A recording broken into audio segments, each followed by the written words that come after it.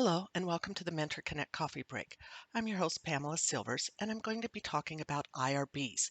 If you're like me, when you were new to NSF, you had a lot of acronyms tossed at you.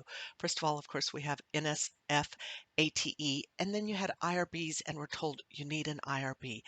What does that mean, and what do you need to do? This coffee break is going to briefly answer those two questions. What is an IRB, and why do you need one? IRB stands for Institutional Review Board. So you could use either one. Almost all the time I hear people use the abbreviation, and it really wants to assure appropriate steps are being taken to protect the rights and welfare of humans participating as subjects in federally funded research. The requirements for your IRB are specified in the PAPPG. Why do you need one? Well, the biggest reason is it's required to receive your NSF ATE funding. You do not have to submit your IRB letter with your proposal, but before you can be funded, you do have to submit an IRB letter. So as a result, Mentor Connect encourages colleges to be proactive and form an IRB as a grant proposal is written. How do you comply with an IRB requirement?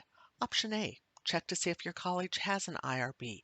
If they've written other federal grants, they might already have one established, and if so, check with the chair to see what they want you to do.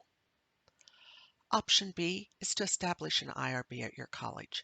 Utilize Mentor Connect's library for help.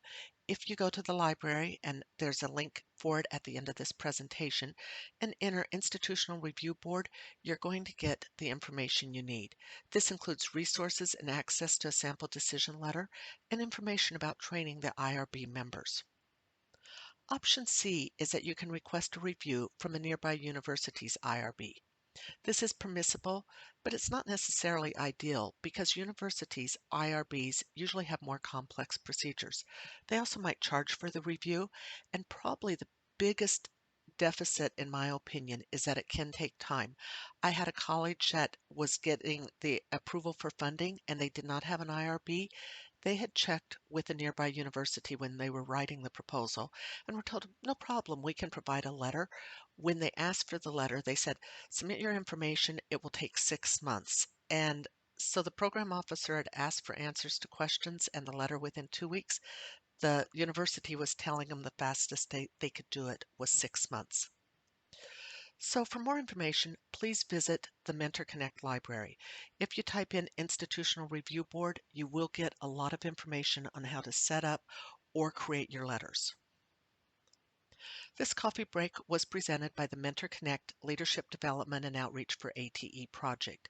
If you have any questions or if you have suggestions for future coffee breaks, please email us. Thank you.